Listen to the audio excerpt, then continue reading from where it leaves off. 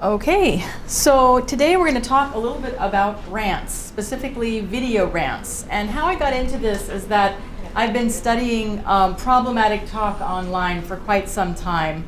So I've studied flames and haters and a little bit on trolling. And I'm very fascinated with how these categories have played out over the decades in internet interaction. Well, he totally used this. All right. This one. Can everybody hear her? Okay. So in the olden days, flames were defined as these verbal attacks against people, oftentimes ad hominem attacks. And on YouTube, people tend to use the word haters, which basically means people put mean-spirited or overly unnecessarily negative criticism. If you study contexts like Second Life or gaming, oftentimes you hear the word griefers. And then there's trolling, where people try to be deliberately inflammatory as a kind of a pastime for fun. So I was curious, how does ranting fit into all of this? Is ranting something like flaming and hating, where you're kind of attacking a specific person, or is it something for fun, or how does that work? And so I was curious about that and wanted to figure it out. And over time, people have often assumed that online interaction is automatically going to inflame people's desire to be mean. But there's so many problems with that argument, we don't have time to go into all of them. But we can just take a couple that are almost intuitive. And we know that, for example, there's many interactions that are online that are anonymous, and they don't necessarily yield these kinds of problematic things. So we can't just assume in a technologically deterministic way that that's what's going on. And it's a cultural issue also, historically, because early internet users like to argue quite a bit. So I want to know a little bit more about how rants work. So rants are actually a really old genre. We can go back to Cicero and start talking about how he was quoted as being a very good ranter. So ranting is often characterized in different ways by the people whom I study. Sometimes they'll use it to mean they just are rambling for the camera, and some scholars have used it to suggest that ranting is kind of antisocial. Once you start kind of getting off on some topic that you feel emotional about, why you're not really thinking about your audience. So for some people, it gets really associated with flames, and it becomes some way to kind of put down your interlocutors. And so Manning has also done some very interesting work looking at barista rants. They have these websites called the Stupid Customer of the Week sites, where they can rant about bad customers who come into Starbucks. And they really have no recourse because the customer's always right. So they need some way of venting and having psychical relief. So the question is this what's going on? Is it about psychical relief? Is it about attacking others? What's the purpose of rants? So in my research, I'm curious, what are these video rants? Do they have any kind of structure, or is it just kind of a rambling stream of consciousness? Who's doing the ranting, and how does it relate to other kinds of angry talk online, and what are their functions potentially in online discourse? So over the course of my research, I have found that actually rants, believe it or not, oftentimes have a very similar structure. They're not rambling. As a matter of fact, in a corpus that I collected, there's maybe one that was kind of rambling. The rest of them have a very specific structure. Although they were very emotional and they varied in emotional intensity, actually they were pretty articulate with regard to coming up with a social problem that they felt needed addressing. And so yes, they did display a feeling tone of heightened emotion, but nevertheless, there was still an articulation of a social problem, and oftentimes they offered proposals for future action. So sometimes what they were articulating was a problem that many people see as a problem. So it becomes a social problem at that point. It's not just personal venting about an interaction. So what happened was I collected a corpus, about 4 rants came to my attention. They were pretty interesting as I was doing my research for my book, Kids on YouTube, and that made me really curious. So I started to look for other rants on YouTube, and I ended up collecting a corpus of about 35. 4 were found because I stumbled on them during my research, and then I asked for another 31 by using a search term of rant on YouTube. So I just want to make clear as I go through this talk that these rants are self-labeled as rants. The YouTubers themselves who put these up called them rants. So it wasn't me deciding, hey, that's a rant, that's going to be good for my corpus. It was what people decided. So I think that's important to point out that it was something that other people thought was a rant. So after looking at this corpus and looking at the structure, I found that actually rants have a definition that were pretty consistent across most of the rants. they were emotional messages that did exhibit anger or frustration, but it usually identified a particular problem or criticized something very specific, like somebody's behavior or maybe a technical device or features. Also, the rant label was used to warn other people, hey guys, this is going to be a rant. So in contradiction to those who say that it's completely antisocial, they were using the label to warn people that if you go further, you're going to have to endure this particular genre of video interaction. Okay, so I was curious, who's doing the ranting? So I did a quick demographic portrait of my corpus of 35 rants. It turned out that 28 were male and 7 were female. White ranters were 25 of those, and then if you kind of look at the composite demographic, we see that white males are doing quite a bit of the ranting, 60% in the corpus, followed by white females and then black females. So a lot of angry white dudes out there doing video rants. So let's see.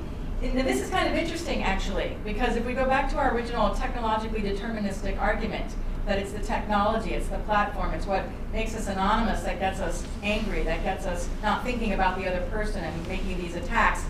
This questions that, because if that were true, then we wouldn't see one particular demographic ranting. If it was the technology's fault, we would see everybody ranting, and we don't see that. So there's obviously a cultural interaction that we need to pay attention to. So here's some of the things that people ranted about on YouTube.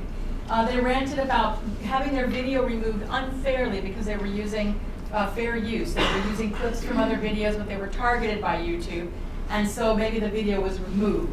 So these are aggressive kinds of enforcement of copyrights. Sometimes they ranted about technical glitches on the site. For example, if their video view count was frozen, then they can't get access to good video numbers, which would give them advertising revenue from the advertisements placed on their videos. So technical glitches could really mean a dent in their livelihood if they're getting money off of YouTube. They also complained about racism, haters, and critiques of the sort of confusing way that YouTube often used its page. And so it's interesting because contrasting to flames and things like that, these are not ad hominem attacks. They're specific things aimed at problems that they see on the site. Again, so this is a self-labeled rant. So again, going back to the structure, I noticed that they were able to state a problem. In fact, 94% of the rants in the corpus were able to articulate a problem. Sometimes it was a person or class of persons that were at fault, like people who are racist, like haters. So it's not like they were ad hominem attacks necessarily. They were looking at a class of person who had made some kind of problem for the site. And fascinatingly to me, a lot of them proposed solutions. They would say, even if the solution was simple, in my kind of coding mechanism, it counted as a solution. Because even if they say something simple like, hey, stop doing that, that is a solution to this problem. So it takes on a very civic engagement kind of tone when people articulate a problem that many people share, and then they have some kind of proposed solution. Okay, so I'd like to show just a clip of one of these beauties. This actually is not from my corpus, but I came across it later, and I think it's a really good example. And here at the Angry Joe Show, he does a lot of reviews of games and such, and so he's always including clips which he considers fair use because he's commenting on them. And so the content ID system, the automated system that YouTube uses to flag people who are taking copyrighted material, would often flag him, and so he found that very frustrating because this is the way that he gets his livelihood. And so you don't earn ad revenue when your video is flagged, and if you get flagged enough times, you could have your account suspended or even deleted. So it's a thing, it's a problem. So let's see if we can make just a snippet.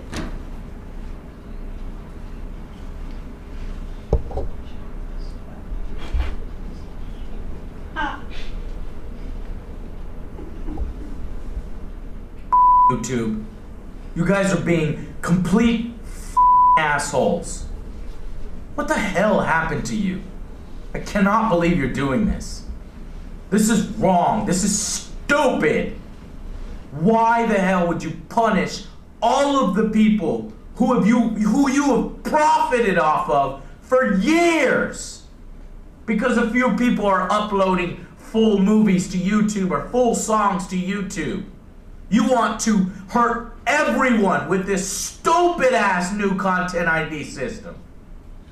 over 62 of my videos are now flagged. Ironically, most of the ones that are 1 million views or more, yeah, gotta have a piece of those.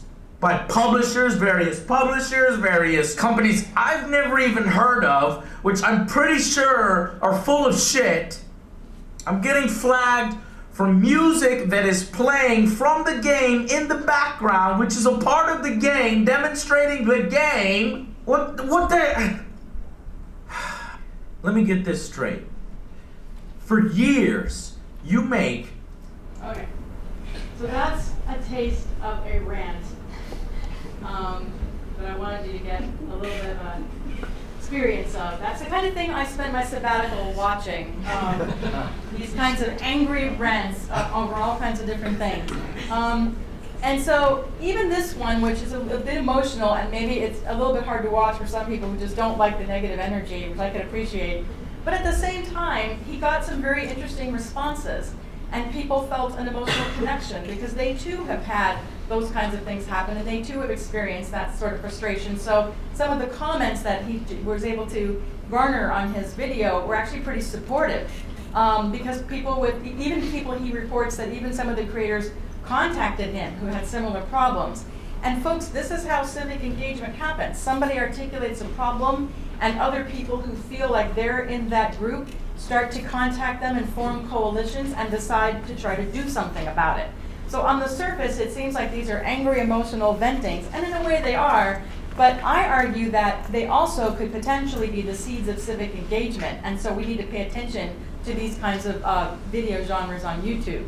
And later, he posted a bunch of videos that had some proposals, some concrete proposals. Because I think I have some sympathy for him when he says, why should all of my video be deleted or suspended when I'm only using a 30-second clip? So maybe we can do some kind of sharing of the revenue, but why does it have to be the whole thing be suspended or removed or have all my revenue gone for a 30-second clip? So he's thinking intelligently about how to handle these kinds of problems. Okay, so I also looked at, across the corpus of videos, I looked at the comments. Now, I wasn't able to analyze 13,000 comments, but I took a random sample of 330 comments and I analyzed those. And I found it kind of fascinating. I was looking for moments where people might identify these comments or this video as impolite or maybe rude or a little too angry, a little too negative. And I really didn't see comments like that. Of course, we have to be a bit circumspect because we don't know what viewers think. We only know what commenters think, right? Because the commenters are the ones that I'm analyzing. So it could be that many, many viewers were offended and thought it was impolite and inappropriate. Those people didn't put comments down. So I can only deal with what was put down as comments. And what's interesting is that quite a number of comments, 84% or 25% of the sample, express alignment with Angry Joe's problems. And some of the examples are things like, well said, I wholeheartedly agree, or I hate the new YouTube layout too, or things like that. And so, of course, just to clarify, these aren't comments to Angry Joe Show. These are comments to the 35 videos. But Angry Joe also got some supportive comments. And if you looked across the corpus of these comments, you saw that 32% actually provided support to the ranter. And that's interesting because it's not just about content, it's about telling the ranter, hey, I support you. And that can be very motivating for people to keep going and try to think about how to deal with these problems and find solutions. So some of the things I found then are contrary to popular belief. These very emotional rants were not necessarily chaotic or rambling. They had a common structure, which was articulating a problem, elaborating on the problem, and then sometimes coming up with some proposed solutions. So they were different from the flames of yore, of 20 years ago, those of us who have been around online, and because they're not necessarily ad hominem attacks. They're looking at categories of problem or categories of person that are problematic. The commenters didn't read them as impolite, although it perhaps did help them find psychical relief, as Manning's baristas did. It didn't end there, and that's what I think is very significant and very important, because they did talk about potential solutions, and potentially subsequent action could be read from the videos. So I think it's very interesting. If you think about Jürgen Habermas, and he wrote The Structural Transformation of the Public Sphere. So he had this idea that a kind of a public sphere emerged in the 18th and 19th centuries because the bourgeoisie was coming together at coffee houses and informal spaces and exchanging ideas, and it was based on reason. You could have a ticket to the table of this discussion as long as you could come up with a rational argument. And I find Lunt and Stenner's argument very, very interesting, that they feel like we're entering now an emotional public sphere where we're kind of communicating through emotion. Now, emotion hasn't been separate from rationality. I mean, we can go back to Aristotle and think about the classical ways that emotions are marshaled in an argument. We can think about when we become angry about a problem, that's when we start articulating how to fix it or how to solve it. So it's not, the argument is not that suddenly emotion is new to the game. It's been around. But Lunt and Stenner say we're kind of operating now in this more emotional public sphere. And so there was always a kind of a suspicion of emotions, like emotions interfere with rationality. And what some of the new scholars in civic engagement are arguing is that emotions can be strategically used along with reason for the basis of strategic thought. So it may seem like, hey, we're talking about YouTube videos, and that doesn't seem super important in the long run. But other scholars see it differently. They feel that a lot of our interaction is happening now online. And so Annette Markham, who's done decades of research in online places, says it may seem silly on the surface, but actually, when we get together and we do these things online, we need to think about how we want that structure to look.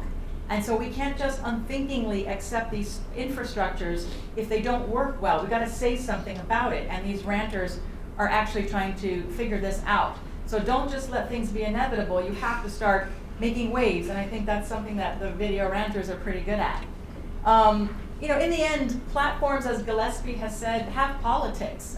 That word, Gillespie argues, is very deceptive because it sounds like platform. It's just very neutral. But all kinds of politics are embedded in the platforms that we're using now to try to interact, whether it's Twitter or Facebook or YouTube. There's a number of monetary incentives and infrastructures, political infrastructures that are motivating those platforms. So if we do want to conduct civic engagement, and a lot of young people are conducting civic engagement that way, then we need to think about how to make better platforms that are more sensitive to some of these vernacular expressions without being shut down for copyright and other kinds of things. I've talked about this idea of a third wave of internet access. If the first wave was about getting physical access and being able to plug into a computer, and the second wave was about access to creating content for the internet, I think we're looking at a third wave, which we haven't solved the first two waves, so let's make that clear. Not everybody has a computer, not everybody is able to make content. Nevertheless, we're still seeing discourse that suggests that we need platforms, we need some kind of infrastructure or services that are going to help us communicate and conduct these kinds of civic conversations in equitable ways. For the future, I would like to think a little bit more about the ramifications of this research, looking at things like class. And I actually think I'm interested in power and trying to figure out a lot of these ranters, we have a certain sympathy for them because they're not in power and they're trying to figure out how to change the environment in positive ways. But what happens when you have somebody in power ranting? So I'm kind of interested. I think that, I hope that maybe this conversation can be taken up in a broader sense with other scholars, because I do see a difference in the dynamic. I see a difference in the dynamic between someone who is not powerful and is struggling and ranting to try to make their voice heard versus somebody who's in power, and what does that mean that they have a platform to rant. So I recognize and understand and appreciate those differences, and I invite other scholars to think about that and join this conversation. But I'm also curious, what's the role of more popular creators? Because it may be that there are certain people that are better positioned to be either diplomats or basically ambassadors to this space, and maybe have the weight to be able to have the big corporations, the big platforms listen to them because they are popular and profitable, and yet they also understand what it's like to be a creator who's struggling to make a living on YouTube. And believe it or not, a lot of people do. And so having maybe popular creators may be the ambassadors who can take us in to these kind of questions and be able to find solutions. I'm also curious about entertainment value. To what extent should we be paying attention to entertainment value? Because a lot of people think this is kind of fun just to watch rant videos all day, and it's just kind of fun. But where's the civic engagement if you're only thinking about it or processing it as entertainment? And then finally, I think it would be interesting to trace the civic life of a rant. What happens to a rant? Does it just go into the ether and die? Or are there these conversations that are motivated and later on people begin to form coalitions or at least think about these problems in a broader way than just what we're seeing in a particular rant? And that's it for me for today. Thank you very much.